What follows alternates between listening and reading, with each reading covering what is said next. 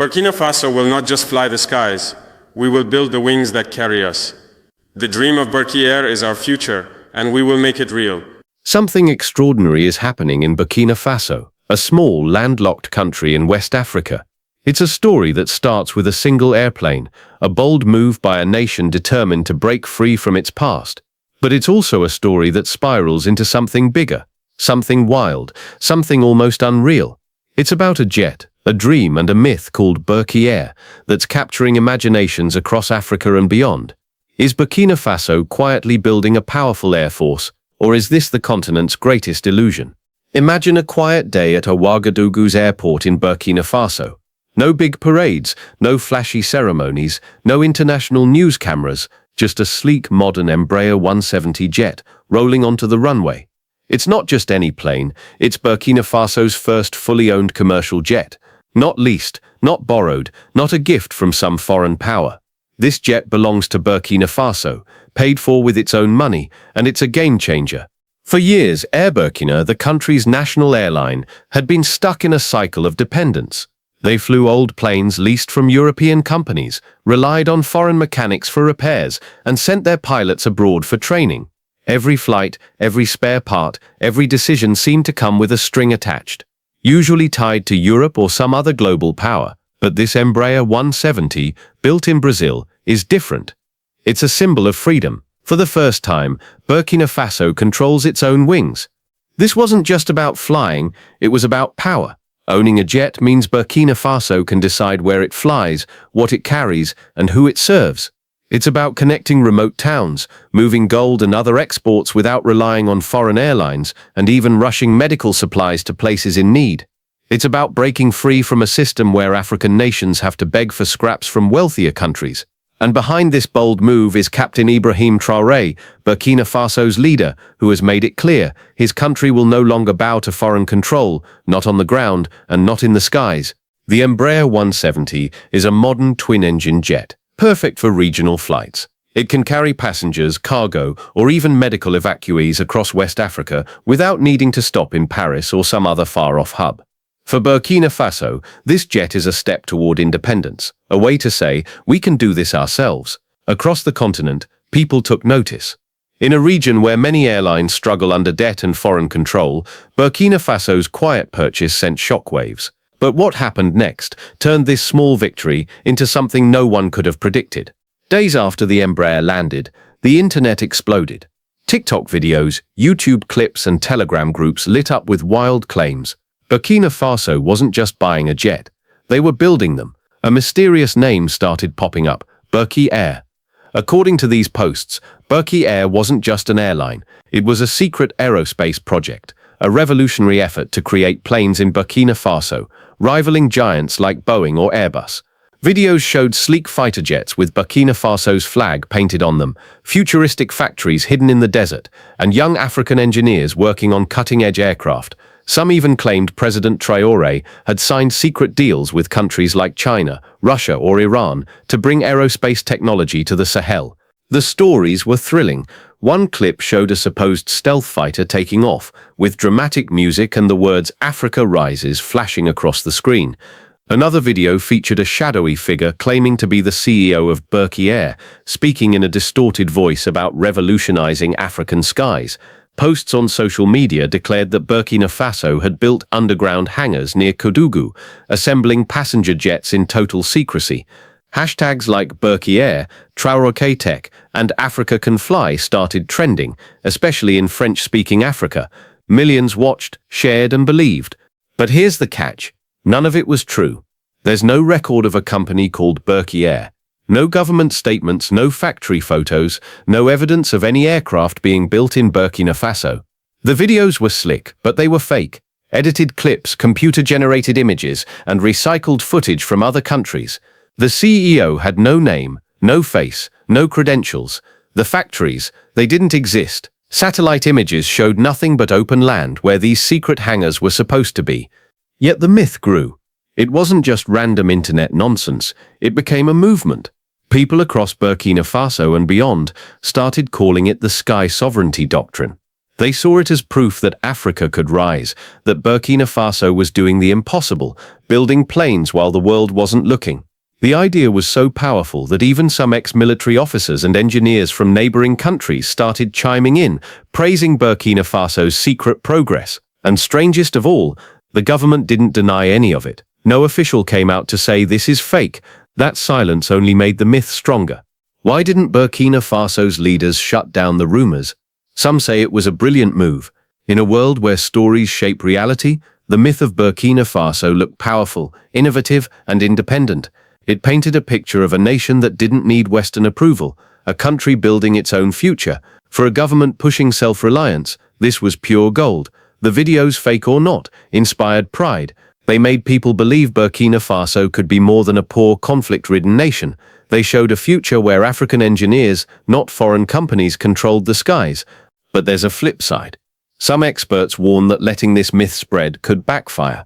If people believe Burkina Faso is secretly building fighter jets, it might attract unwanted attention. Foreign powers could start sniffing around, worried about advanced weapons in the Sahel. Sanctions, spying, or even sabotage could follow. And if the truth comes out, that it's all just a story, it could make the government look weak, like they were playing games instead of building real progress. Still, for the average person in Burkina Faso, the truth doesn't matter as much as the feeling. For years, the world has seen their country as a place of struggle, poverty, war, dependence. Now, suddenly, people were sharing videos of jets and factories, dreaming of a Burkina Faso that builds, not borrows. It's a vision of engineers, pilots, and a nation soaring above its challenges. And that vision is spreading, not just online but in the streets, on radios, and in university halls. While the internet buzzed with tales of Burki Air, something real was happening in Burkina Faso's skies. It wasn't about jets or secret factories, it was about helicopters. And this wasn't a myth. It was a quiet, powerful transformation that's changing how the country moves, works, and even fights.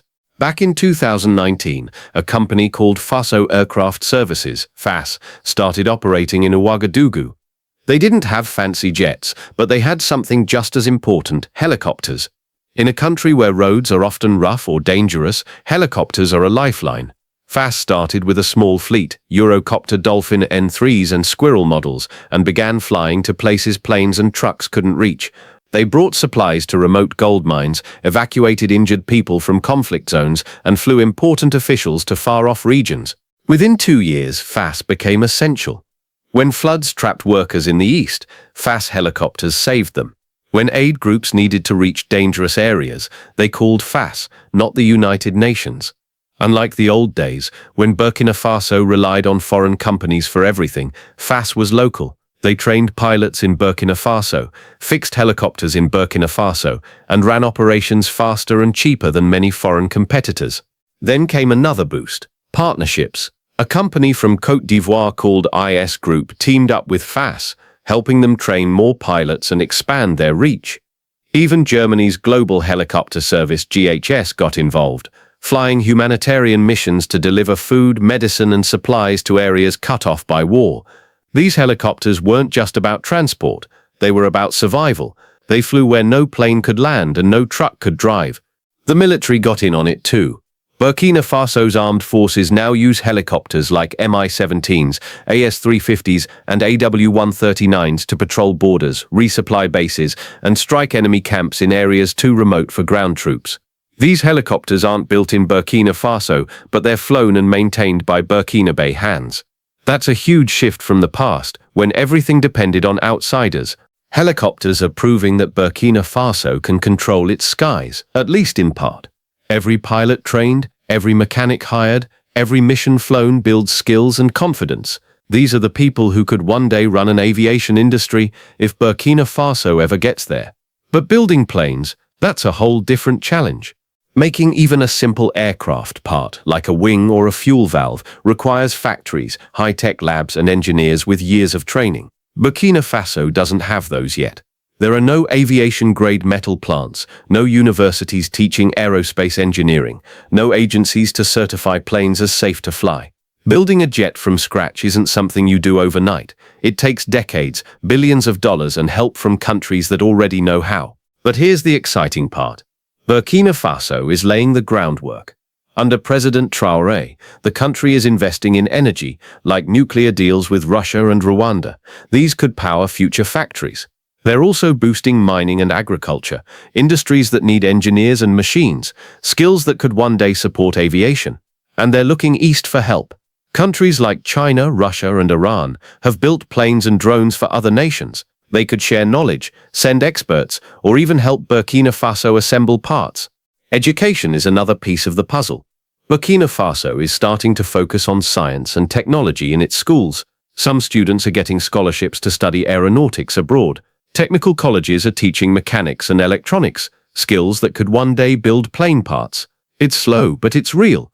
So, is Burki Air real? Not yet. The videos are fake, the factories are fiction, and Burkina Faso isn't building jets in secret hangars. But the myth of Burki Air is doing something just as important. It's inspiring people. Across Burkina Faso, young people are talking about planes, engineering, and independence. They're asking, if we can own a jet, why can't we build one? That question is spreading like wildfire from TikTok to university campuses to village radios. This isn't just about planes. It's about belief. For too long, Burkina Faso has been defined by what it lacks. Now people are imagining what it could become. They see engineers instead of aid workers, pilots instead of passengers, factories instead of foreign loans. The myth of Burki Air has given them a vision of greatness, and that vision is pushing the government to act. President Traoré is at a crossroads. He's promised to free Burkina Faso from foreign control, and the Burki Air myth has tied his name to an even bigger dream, a nation that builds its own planes. Rumors say his government is quietly studying how to make aircraft parts, train engineers, and maybe even build drones. They're talking to countries in the Middle East and Asia about partnerships. Nothing's confirmed, but the momentum is real. There's a risk here. If the government lets the Burki Air myth grow without delivering real progress, people could lose faith. They might feel tricked, and Traoré's credibility could take a hit. Opposition groups are already saying the myth is a distraction, a way to hide slower progress in other areas. If nothing comes of it, the dream could turn into disappointment. But if Traoré's government can deliver even just a little, it could change everything. Imagine a new technical school for aviation, a small factory making drone parts, or a team of Burkinabe pilots training others across Africa. These steps wouldn't just build planes, they'd build pride, skills, and a future where Burkina Faso isn't just a passenger in the world's story, but a pilot. The story of Burkina Faso's aviation dream is about more than one jet or a viral myth. It's about a nation daring to imagine itself as something greater. The Embraer 170 was a first step, a quiet but powerful move toward independence. The helicopters of Faso Aircraft Services are proving that Burkina Faso can fly, save lives, and build expertise without relying on the West. And the myth of Burkina Air, fake as it may be, has sparked a fire that's hard to put out. Across Burkina Faso, people are dreaming at altitude. They're asking for schools, factories, and skies they can call their own. For a country long defined by struggle, this is a revolution, not of machines but of belief. The question isn't just whether Burkina Faso can build a plane. It's whether a nation can turn a myth into reality, one determined step at a time. Will Captain Traoré make this dream real? Will Burkina Faso's skies become a symbol of African power? The countdown has begun, not for the next jet to land, but for the first one to be built. Let's watch, wait, and see if this small nation can soar.